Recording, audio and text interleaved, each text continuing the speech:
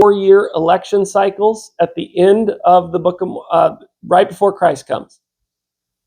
If it's the most correct of any book on earth and we should liken it unto ourselves, then are we on 4-year election cycles? When's our next election? 29th year, just like them, 2028. Do you think that that election, after we have massive infrastructure spending over the next couple of years to try and restore economic prosperity, do you think that we're going to have a disputations, boastings, pride, riches being used, persecutions, many merchants, lawyers, and officers in the land going into the next election? Why? Do you think that the 2028 election cycle will be the most contentious election ever held in the United States? Okay. Laconius 1 and Laconius 2. What lesson can we immediately realize with the use of those two names? One's murder. Okay, the second one is murdered. So if you have the same name in the rabbinical tradition, or I would argue the Book of Mormon tradition, the one name means the other name. It's precious space in the Book of Mormon. You can't waste space. If you're going to put one, the one's going to mirror the other, and you're using the names, not even necessarily because that's their real name, because the symbolic meaning of the name communicates a message on these golden plates. So Laconius 2 is murdered in his first year. Laconius 1 is attempted murder in his first year. Laconius 2 has many testifiers of Christ murdered secretly to cover the conspiracy. Laconius 1, some murders secretly to cover up a conspiracy. What do we learn in Laconius 2? Why were they murdering these people secretly? Against the laws of the land. It was against the law to kill them, but what were they doing that was upsetting these people? Who are the people that were upset? Judges, high priests, lawyers. Okay, what is a chief judge in the Book of Mormon? It's not what you think of as a judge. It's an elected official. These guys who are elected, along with their high priest friends and their lawyer friends, are secretly murdering people who do what? Okay, notice the and, okay? Look at that and right there. Does an and mean anything? So what are they doing? They're, one, testifying of the sins and iniquity of who? And who's using the people's power to commit murder secretly? The government here. It's the government. And it's Jacob's side of the government versus Laconius's side of the government. And Laconius is in power, and Laconius just indicted Bolton and Comey. And so you got to murder the people who can reveal the higher ups of the conspiracy, but Laconius finds out they're murdering them, and he wins the next election through his son, and that means we can continue the prosecutions against Jacob's team. And Jacob's like, oh man, if they're given 4 more years to prosecute us, we are all toast. We have to kill these people.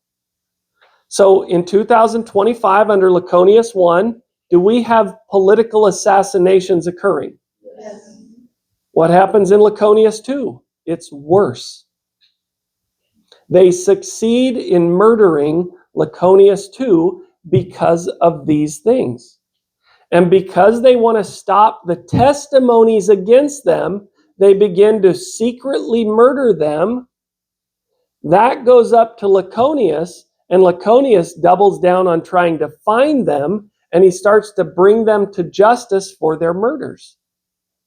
And Jacob is one of the highest up of all these guys. And Jacob is the target, but Jacob's like telling him, like, hey, we got to kill everybody. And then don't worry, after we kill them, I'm really good at flattering people. I'll convince them all to come to my side. And it doesn't work. And so what does he say? He's like, hey, we probably should get out of here. He's like, so they flee into the land northward, and the rest of the nation does what? Well, but why? Look at this right here. They're not mad that Judeo-Christianity has failed. They're mad you destroyed their government. And the Lord is not happy that the people want that back, because he says they would rather have vomit. They would rather have their political systems than me. And so what are they doing in this time? In the 31st year, they were not a righteous, the 30th year, they're not a righteous people. Jacob has fled, and in the 31st year, okay, so that would be our 2030, which means it takes a year. They watch Laconius II get murdered. They have a secession crisis. Everybody threatens to leave the union and divide the Nephite union. And they're like, hold it together. We'll get it back together. They try to secure the union, and they can't by the end of the 31st year, and they break apart into these tribes. So imagine, if we liken this to ourselves, 2029, Laconius II takes office. They kill him. Everybody says, we're out of here because we know what's going on. We saw this in the last presidency. This is not okay. So Texas secedes, and California and Oregon and Washington get together, and Maine. And everybody's like, Utah's like, hey, come on, let's all get along, And everybody hates Utah, right? Because Utah's self-righteous and won't take sides and is lukewarm. I recently heard something about like a pedesto issue or situation that could happen. It almost sounds somewhat like this, where like people are seceding, trying to take like, you know anything? Is that? I don't. I'll look into it. Yeah.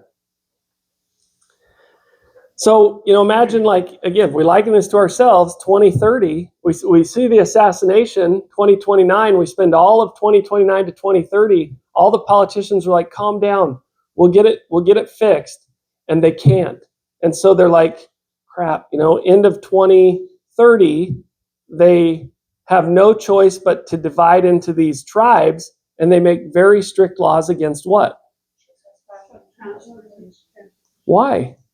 Why would the devil want to do that? Why? But why? What's about to happen? They're about to go to Missouri. And the devil's got to stop that. So he divides everybody and says, close your borders. And you can imagine all the your asleep friends who are like, the politicians are saying that in the 2033 election, the 2032 election, we're going to elect a new president, we're going to restore the union, and everything will be fine. All is well, all is well. Eat, drink, and be merry right now, and they'll open the borders, everything's going to be fine. And so the Nephites are like, thinking that way, and they're about ready to go into their election year, 33rd year, 2032. They're like, hey, we're almost to the election. The election's going to happen in 4 days. First month, fourth day, right? That's when the election is 34th year. 34th year is 2033. That's when the new president would take office, is 2033, January. First of the year. Like, don't worry, we got it covered. And right as they're about to restart the whole beast up again, what's the Lord do? He's like, I got to get my people from here to Bountiful. And you've closed down all the borders, and you're about to renew the beast kingdom. And the Lord's like, no, I'm destroying it all. And in the 34th year, on the 4th day, the Lord sends a storm, such an one as never had been known, and wipes out the entire Nephite nation in 3 hours. Okay? So if we look at this language and we really, again, liken this, how do you, I'm probably wrong, okay? But I'm amazed at the parallels you can find. in the scriptures. And I'm amazed at how far you can take your religious delusion. It's kind of creepy. But at the same time, like I told you, I'm in 100%. So I choose to believe this. And as I look at it, I'm like, well, what do I do? How do I prepare for that? So if we look at it, we say, well, when would you be prepared? Do you want to be prepared before the storm? Yes. Okay, and so you're prepared before the storm. Do you want to be prepared before they close the borders down? Yes. Do you want to be prepared before they assassinate the president? Yes. You see what happens if your idea is, I'll know. I'm not worried about it. The prophet will tell us. And in the meantime, you got President Nelson, who's like saying it over and over again. And then you go look at the Book of Mormon, the most correct of any book on earth, and it just seems to all be right there, exactly like we're living it today. And President Vincent said what about the Book of Mormon? The better than the daily news. It is. Another question on your thoughts surrounding the 2030 and how the 29th year everything starts to break apart. Yeah. And yet the World Economic Forum has a plan on how to take away everything and you'll love it. What a coincidence. They downplay that, but I researched that. And I went to the people who wrote the articles on that. What they said is that's not really a plan. Those are just people writing what if essays. Well, I went and studied those what if essay people, and they are all connected to very important institutions around the world that govern world government, resource control. World Economic. Yeah. So in essence, as they break us apart and then they start closing borders, that's their way of controlling. Well, what they'll say, there'll be a reason that makes sense to everybody around you. And everybody will say, don't worry, eat, drink, and be merry. Don't worry, all is well in Zion. We can still have the wedding. They'll be eating and, marrying and giving in marriage. I just need your thoughts on Ezra Ezekiel, like Michael Rush, before the last lesson, he did the presidents, and then the order, and then the next president, which should have been Trump. They said that before he got into power, he would be assassinated. He said Trump would? I think that's what Michael Rush said. Yeah, so remember what Joseph says in D&C 91.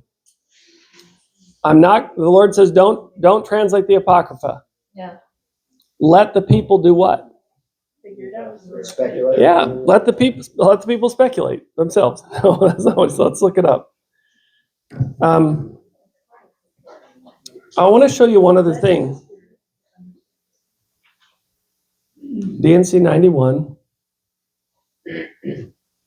There are many things in the Apocrypha that are true. And there are some and it is mostly translated correctly. There are also interpolations by the hands of men. But it is not needful for Joseph to translate the Apocrypha. Therefore, whoso readeth, let him understand, for the Spirit manifesteth truth. Take that, and let's go back to the study helps, to the Bible dictionary, and let's go down to the Apocrypha. And watch what is in our LDS Bible dictionary about the Apocrypha. They are the subject, the Apocrypha, of a revelation recorded in D&C 91. Among these books, the following are of special value. And why is that of special value? That's Ezra Ezekiel. Okay, so let's take a look at Ezra Ezekiel. I'm not going to go through the whole. Do you want me to do this? Or, okay. How many heads are there? No. There's one. Because the one eats the others. No, there's only one head ever that exercises the power of the dragon. So when we have there's 7 heads, but there's only one. There's the one head. How does it metamorphosize to take on new meaning from 1929 to 2030, 2031? Well, it grows these two appendage heads that do what? If the one head is the government, and they fight each other for what? Power to do what? Kill, murder, government. Yeah. You see that? And who has the right in... Okay, sorry. There's one head, and that one head is called the United States government. And that one single head has the power to kill with immunity. It has the power to tax. It has the power to determine the fate of the people's lives. These two appendages will fight for what right? Just like the Gadianton robbers, they will fight for the right to exercise the sword of violence and money over people. They want the power of the central head. And so only the Republicans and only the Democrats will have the right to exercise that power. And if you want that power, you have to join one of those heads. Does that make sense? What about where they eat each other? Okay, so understand that once this beast rises up out of the sea, which means it's a populist form of government to combat a populist divine government, constitutional republicanism, sort of. I'm not going to get into that tonight. There's going to be an even number of Republicans and Democrats. Seven Republicans, 7 Democrats. Right? Did you know that? And then the tail, the contrary feathers are going to try to take over the machine. And what does the head say when the tail tries to take over? It wakes up and says, "What are you doing?" The tail doesn't steer this beast. The heads steer the beast, and these guys have understood that. And whenever these guys don't understand that, we remove them, we kill them, we shoot them, and we bring them back in line. And this guy's like, nah, I'm just going to raise up my own party and call it MAGA. And I'm going to take this whole thing down because this beast dug a pit. And that pit is called dictatorial power by executive control. It's called, what's the shadow government? Continuity of government, right? So that even if we get the other side who tries to take control and that guy goes senile or gets dementia, our machine kicks in to run this program. And he's like, no, I'm just going to take it over. I'm going to take the pit that you dug and I'm going to bury all of you in it. In the swamp. Yeah, but that's also the book of Revelation. The pit that they dug, which is super, we've been empowering the executive branch for 100 years. You know how the Democrats are like, no kings, right? Well, what are you talking about? That's literally what the Republicans and the Democrats dedicated themselves to creating over the last 100 years. Suddenly they're concerned. Yeah, you just didn't like the fact that your guy didn't win in the end. You wanted to fill the pit with the bodies you wanted to bury, and now he's filling it with you. And he appears to be kind of a Nebuchadnezzar Laconius, who's also not targeting the people you intended to target. Now, I'm not saying, again, that makes him good. I don't know. I don't understand how the Lord deals with these kings, but I don't need to, because I'm getting out. So this guy comes in, and once these guys start to do this, once the tail, the contrary feathers, try to take control, the heads wake up, and this guy's like, hey, I pretty much told you two that you were the only ones who could ever control these powers, and you've let this guy in. We got to kill these guys. So this guy plans to run again, and they're like, nope, we're going to give you the gift of like dementia, but you can have ice cream and you can come down occasionally and you can say stuff. And he's like, well, fine. Then I'm going to foil all your plans, right? If you won't let me be this one, because they wake up and they eat up these two. The Latin word is comedit. And the original translation of 2nd Ezra is in Latin. So remember Joseph, the Lord says you got to translate this correctly. It's not translated correctly. They don't get eaten up. An eagle doesn't eat its own wings. It frets them. It molts. And when an eagle molts and loses its feathers, it pecks at them to pull them out and remove them and spit them aside. That's comedit, to fret. So the eagle heads wake up, they comedit, they fret this guy and get rid of him before he can run. He's like, well, suckers, I pick her. And what do they do to her? They fret her out. And he's like, I tricked you. I'm coming back, but I set myself up over here as one of the last two, Laconius, and my son Laconius too. And we're going to rule over your broken kingdom because we know it's going down. So if anybody's going to become the dictator, I'm going to become the dictator. Okay, I don't like that, but I understand why you would do it because that's what you did. Like for 115 years, that's what we gave them to do. So he's like, I got it. I win. And Laconius too is going to win again. And this guy dies before he ever takes his second term. It dies under this guy. And it dies to the continuity of government program. And he comes in and dismisses them all. Kicks out USA and says, you're all done. The whole beast is dead. Kills the Democrat Party, kills the Republican Party, and says, I'm going to rule over this thing till it burns to the ground, which is about to do. So they'll come back one last time to try to kill those two little eagles, feathers. And they will succeed if it follows the Book of Mormon pattern in killing Laconius too.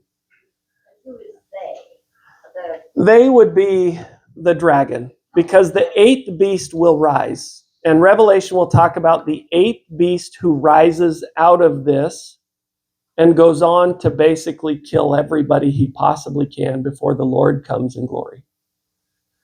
But that's a different story.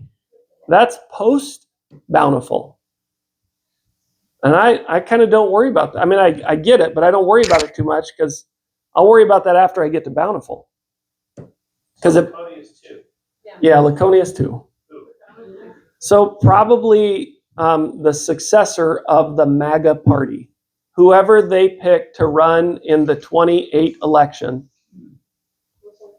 J.D. Vance or Trump Jr. Jr. or Donald Trump. Could be, right? Could be. But whoever it is, this still happens. Is all this a part of the horror of the earth? Okay, so explain that again. The horror. Okay, the great horror of all the earth. Is this a part of that? All right, let me- That's the church that slays the Where's the church? It's going to say the great abominable church of the devil is the government. Okay, look at this. John the Revelator is kind of tying you into Ezra's eagle. Ezra brings you back to Revelation 14. Revelation 14 is a meeting in heaven in 2020 at the hinge point, 2018, whatever you want to call it, okay? And the offering of the book of our dead has already been made. The robes have been switched to the other shoulder. The veils have been removed from the faces. The priesthood of Aaron is taken out of the temple because the offering of Levi has been made in D&C 128 by the church. President Hinckley says in 2001, the prophecy of Malachi is fulfilled. The hearts of the fathers have been turned. It's done. That doesn't mean you stop doing temple work, right? It just means you did enough. And now the whole earth will not be utterly wasted. So, and I'm going to come back to the whole great horror of all the earth. It comes after. We now get a bunch of explanation. There's a big meeting up in heaven at the hinge point. And all the 144,000 are up there in heaven with the archangels. And they're like, is it time? Time to do what? Well, they're singing this song up there at this meeting. They have the angel say, it's time to take the gospel to every single nation. We're going into Africa. We're going into Dubai. You Gentiles are done. Your day's over. You've lost it. If you're not already part of the house of Israel, too late. We're going to Africa now, right? We're going out to all the Lamanites everywhere that in the third Nephi will support the church when America is trying to break it up. The hour of judgment has come. If any man worships the beast, take him out. He loses the blessings completely now. I've given you 115 years to get the mark of the beast off you since 1910. Now it's too late. If you don't have it off you, you're going to receive the indignation. Here's the patience of the saints. Here are they that keep the commandments of God and the faith of Jesus. Now that's a whole other story about gathering and listening to the prophet and doing what he tells you and getting to the temple. And I looked and beheld a white cloud, and upon the cloud one like unto the Son of Man. And he says, reap. Thrust in your sickle. The earth is ripe for what? Where is it? The harvest The harvest of the earth. Yeah, but it's... Okay, there it is. Which harvest? The grapes. The harvest of wrath. Now all the evil and summer's here. Remember the warning in the very beginning? Well, be careful. The hour of summer will pass you by and you won't even know it came. How many of your friends don't even know the wheat harvest ended? How many friends are not believing President Nelson in what he says? We Go to 13:8:4. 13:8:4.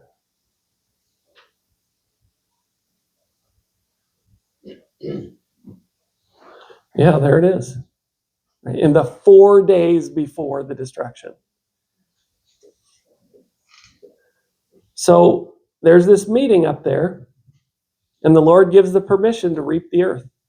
It's time for the, and you got to fill. And the angel thrust in his sickle, gathered the vine of the earth, cast it into the great wine press until you fill how many barrels of wine? 6 at the wedding of Cana. It's all the wedding, the thing you did at the temple in your sealing with your spouse, where you were given the parable in your sealing ceremony. You knew. You can't claim, you're Amalek, right? You knew, but you chose not to know. And the winepress was trodden without the city, and blood came out of the winepress, even under the horse bridles, by the space of 1,600 furlongs. Okay, then we get all the wrath. The Lord just starts to explain, here's how it's going to roll out. It goes through verse 15, verse 16, tells you exactly how it's going to roll out. And then he gives you some interpretive tools in Revelation 17, and this is where we get to the great whore of the earth. And this kind of invites us to go a little bit backwards, which I don't want to spend a lot of time on, but I want to show you these things. I saw a woman sit upon a scarlet-colored beast, full of names of blasphemy. So this is the United States. And what is the whore? Okay, let's take a look at her. There she is right there. Where can you go to see capital letters written upon the woman Zion? To the temple. To the temple. House of the Lord, holiness to the Lord. What is that?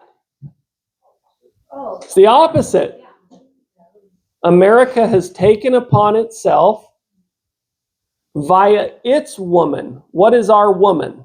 Our man is Christ, the bridegroom. The woman is the temple Zion. So whatever the opposite of the temple is, and what is the temple to us? It's supposed to be the thing that nourishes us, where we get to the tree of life, reattached umbilically to the womb of the mother, the celestial room of the great Zion woman, the temple. And so this is, I would argue, this is our economy. This is the thing which has nurtured all of our bad habits, fed us all of that economic garbage, filled your phones with all manners of pornography, both male-oriented and, you know what pornography means? Pornos graphica, the obscene rendering of something. How do you obscenely render something? Not just by bad pictures, by bad information, by bad culture, by bad beliefs. She's the author of all these things that entice you to ignore the beast as it rises up over the last 115 years. And she's marked just like the temple. She's this great and spacious building. She's all these things, the fine twine linens, all that stuff. Don't dress in the fine twine linens of the temple, dress in the fine twine linens of Babylon. Don't make your house like unto a humble, comely temple. Make your house into a great and spacious building. Wherefore didst thou marvel? So and then he'll tell you the 7 heads are 7 mountains. Mountains are nations, states, or kingdoms. And there are 7 kings, 5 are fallen. So you've got the first 5 dispensations. Already, all the 5 kingdoms are already come and gone. There's only 2 left at this point in time with John. And I think John is saying one is Rome and one is the United States. He might also be saying, no, I think he's not. There are 7 kings, 5 are fallen. One is, that's Rome, John's Rome, and the other is not yet come, that's the United States. And when he cometh, he must continue a short space, and the beast that was and is not, even he is the 8th, and is of the 7. He's the author of the 7. He's going to rise out of the fall of all the nations of the earth. He's going to see that bountiful happens, Adamon Diamond. He's going to refocus his efforts on murdering every single man, woman, and child in Jerusalem so that the Lord can't touch his foot down on the Mount of Olives. If he fails there, he's going to go on to try to kill every single man, woman, and child on the earth. So you get war here, the Lord breaks it up. You get war there, the Lord breaks it up. You get war poured out all over the whole earth, and if you don't want to take up the sword, you must needs flee to Zion. And John just lays all that out, clear as day. If the church is true, if not, then you get the nonsense about the rapture and nobody knows what to make of this, and it doesn't make any sense because you Mormons aren't Christians anyway. And of course, that makes sense compared to this, right? So, like, I look at that and I'm like, well, I know what to do now. I know exactly what to do. I got to get to my place of security like President Nelson told me to prior to the cutting off of the roads and travel. And I got to have my family in that place. That means if I'm going to do that before all the secession crisis happens, I've got to get that place ready prior to 2029, well in advance of 2029.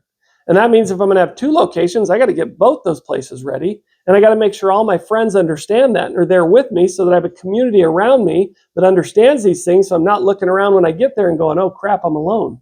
I saw a hand. Over here, then over here. Okay, back to the Book of Mormon and the Okay. timeline. I don't think you mentioned it, but doesn't the church get broken up the year before the government? Yeah. In the same year, in the 30th year, right? Or is it the 29th year? It's the 30th year. In the 30th year, verse 14, the government, or the church, I'm in the wrong chapter, no wonder. The church is broken up in all the land. You know, broken in Webster's 1828 means bankrupt. So whenever you have a corporate structure, okay, is corporate law of God? No.